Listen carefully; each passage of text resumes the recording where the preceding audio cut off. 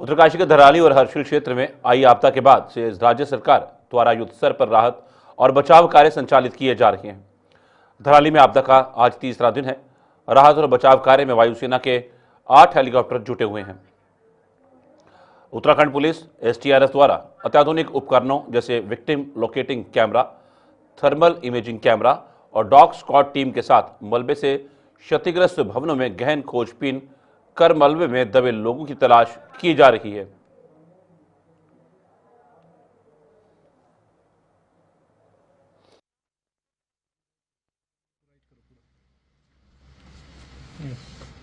Right लो पूरा तक जिसमें कि राहत और बचाव कार्य में और तेजी लाई गई है, जिसमें कि सेना के 8 हेलीकॉप्टर जुटे हुए हैं। और बात करें अगर एसटीआरएफ द्वारा अत्याधुनिक उपकरणों की, तो वो भी का भी इस्तेमाल किया जा रहा है, जिसमें कि विक्टिम लोकेटिंग कैमरा और थर्मल इमेजिंग कैमरा जो है उनकी मदद ली जा रही है। और वहीं पर डॉग स्क्वाड टीम भी वहां पर मौजूद है, जिनकी मदद से गुमशुदा लोगों को तलाशने की कोशिश जो है वो की जा रही है। और ये भी देखा जा रहा है कि जिस तरह से वहाँ मकान ज़मींदोज़ हुए हैं, तो वहाँ पर लोगों के होने की आशंका जो है वो जताई जा रही है। तो अभी वो तादाद कितनी है वो भी एक अहम बात है। तो उन्हीं के मद्देनज़र अब वहाँ पर अत्याधुनिक उपकरणों का इस्तेमाल किया जा रहा है, जिसमें कि victim locating camera, thermal imaging camera और डॉग स्क्वाड टीम की जो है मदद जो है वहाँ पर ली जा रही है। साफ तस्वीरें आपके सामने हैं, जिस तरह से डॉग स्क्वाड की टीम जो है वहाँ मौजूद है और वो उनकी मदद से अब जो लापता लोग हैं उनको ढूंढने की कोशिश जो है वो की जा रही है। और अत्याधुनिक उपकरण जो है वो भी इस्तेमाल में लाए जा रहे हैं। स्क्रीन पे आप देख सकते हैं जिस तरीके से ये थर्मल इमेजिंग कैमरा है, जिसकी मदद से ढूंढने की कोशिश लापता लोगों की जा रही है। और वहीं पर विक्टिम लोकेटिंग कैमरे की मदद भी ली जा रही है और डॉग स्क्वाड की टीम भी वहां मौके पर मौजूद है और राहत और बचाव कार्य में और तेजी लाई जा रही है। और आज तीसरा दिन है इस त्रासदी का, तो आप देखना होगा कब तक जो है इस ऑपरेशन को कॉल ऑफ किया जाता है। पर अभी भी बहुत से लोग लापता हैं, जिनकी तलाश लगातार वहां पर जारी है।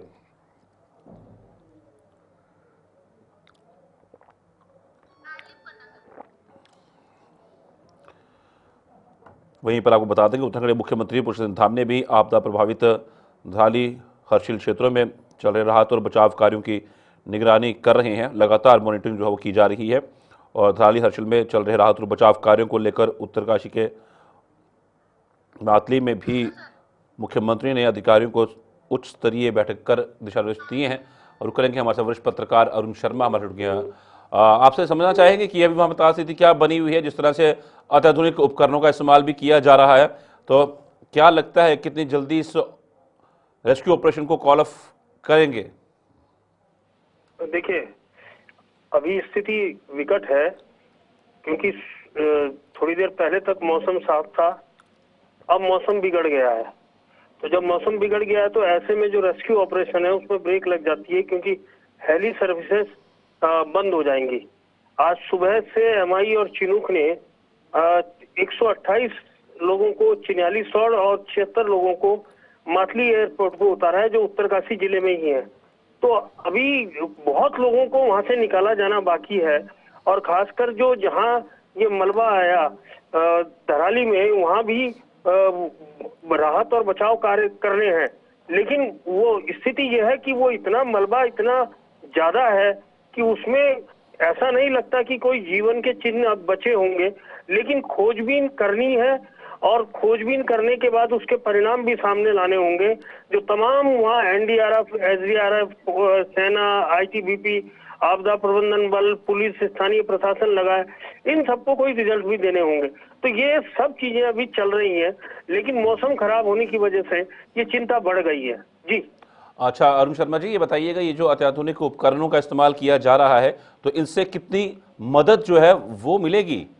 और डॉग स्क्वाड की टीम भी वहां पर पहुंची हुई है, तो इनसे कितनी मदद वहां पे अभी फिलहाल मिल रही है?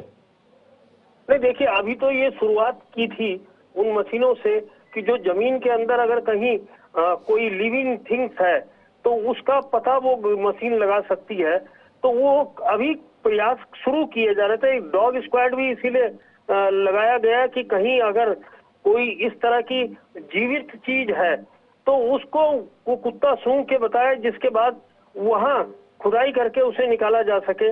लेकिन अभी ये शुरुआती चीजें हैं, अब धीरे धीरे और मशीनें भी आ रही हैं जो, लेकिन एक मौसम खराब होने से एक दिक्कत ये आ गई है, जो देहरादून से हेली सर्विसेज राहत और बचाव कार्य के लिए वहां जा रही थी, वो ठप हो गई है। तो मौसम खराब होने से बहुत तेज बारिश हो रही है देहरादून में, और उस वजह से ये दिक्कतें पैदा हो गई। लेकिन हमें परिणाम की आशा करनी चाहिए, पॉजिटिव होना चाहिए कि अच्छे परिणाम निकलेंगे। जी अच्छा अरुण शर्मा, ये भी समझेंगे आपसे कि वहां पर कितने मकान है, क्या वो आंकड़ा निकल के सामने आया जो जमींदोज हुए हैं, कितने लोग वहां पर देखिए होने की? जी देखिए, वहाँ hotel, home stay, guest house के साथ ही स्थानीय लोगों के मकान थे। वो सारे लगभग 200 मकान सारी मिला के जमींदोज हुए हैं। अब इन 200 मकानों में, क्योंकि वो मलबा जो 3 मंजिल मकान था, उसकी आज केवल छत दिख रही है, तो आप अंदाज लगा सकते हैं कि लगभग 40-50 फीट मलबा वहां भर गया है। और उसमें जिंदगी की डोर ढूंढना बड़ा मुश्किल काम है, लेकिन प्रयास किए जा रहे हैं, देखिए क्या परिणाम निकलते हैं। अच्छा, ये भी समझेंगे आपसे कि वहां पर कितनी रिहायशी हो सकती थी उस वक्त पे, और क्या जो वहां पर लोग रह रहे थे, क्या उनके कोई परिजन जो हैं वो रेस्क्यू हुए हों, या वो वहां पर मौजूद ही ना हो उस स्थान के ऊपर, तो उनसे कोई वार्तालाप हो पाई हो? देखिए, अभी तो स्थानीय जो लोग हैं वो केवल ये बता पा रहे हैं कि हमारे लोग लापता हैं क्योंकि कोई ये स्वीकार करने को तैयार नहीं है कि वो मर गए होंगे या मर चुके होंगे। वहाँ बहुत सारे लोग मलबे की चपेट में आए, बहुत सारे लोग पानी की चपेट में आए जो नदी में बह गए। तो ये सारी स्थिति है। केवल यही नहीं, 8 आर्मी के जवान और एक जेसीओ भी लापता है।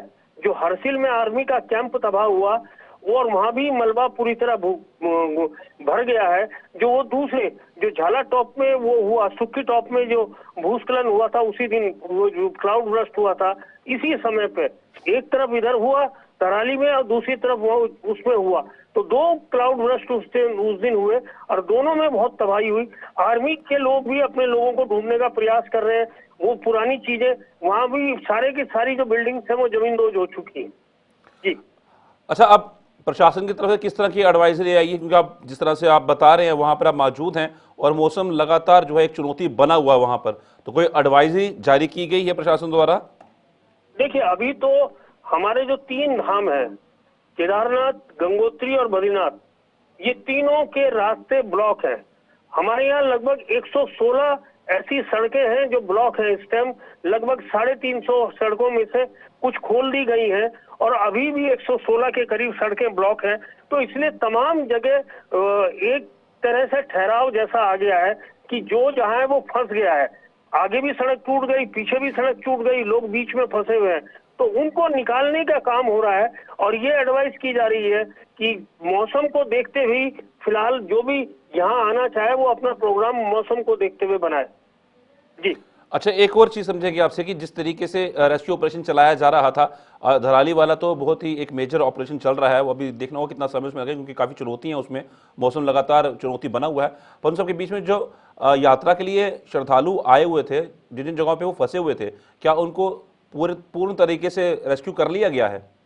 नहीं, अभी नहीं किया। अभी भी गंगोत्री में लोग हैं और गंगोत्री के रास्ते में भी लोग हैं, बद्रीनाथ के रास्ते में भी लोग हैं, केदारनाथ के रास्ते में भी लोग हैं। तो ये तमाम जगह लोग हैं। अब इन्हें धीरे धीरे जैसे जैसे सड़कें खुलेंगी या फिर एयर रेस्क्यू इनको किया जा रहा है। अभी फिलहाल पूरा का पूरा ध्यान गंगोत्री वाले, धराली वाले एपिसोड पर है।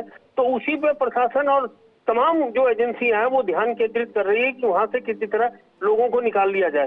देखिए, कल भी काफी लोग निकाल के ये जो देहरादून एयरपोर्ट है उसमें MI-17 और चिनूक के द्वारा लाए गए थे। और आज भी प्रयास ये है कि ज्यादा से ज्यादा लोगों को वहां से निकालकर जहां सड़कें खुली है, जैसे चिन्याली सौड़ के पास सड़क खुली है, मातली के पास उत्तरकाशी के बाद पूरी सड़क खुली है ऋषिकेश हरिद्वार तक, तो इनको वहां रेस्क्यू किया जाए और वहां से इनको अपने अपने घरों में भेजने का इंतजाम किया जाए।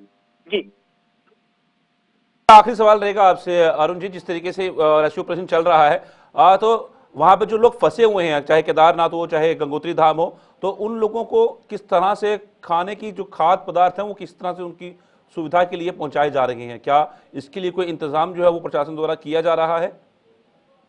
देखिए, जो थराली के और आसपास के इलाके हैं, इनमें तो रेडीमेड फूड्स है, बिस्किट, नमकीन, ड्राई फ्रूट, पानी की बोतल, जूस की बोतल, ये पैकेट देहरादून से बन के जा रहे हैं और वहाँ लोगों में बांटे जा रहे हैं। लेकिन इसके अलावा जहाँ जैसे बद्रीनाथ मार्ग पे है या केदारनाथ मार्ग पे है, वहाँ जो स्थानीय प्रशासन है उन्हें कह दिया गया है कि यात्रियों के लिए वो खाने का और अगर कहीं रहने का इंतजाम भी करना हो तो वो किया जाए और उनको सुविधा दी जाए। जी धन्यवाद। अरुण शर्मा जी हमारे साथ जानकारी पूरी तरीके से साझा करने के लिए। आप ग्राउंड जीरो पे मौजूद रहते हैं और बहुत अहम बात है कि धराली में तराशी जो है उसके बाद राहत और बचाव कार्य जो है बड़े पैमाने पर चलाया जा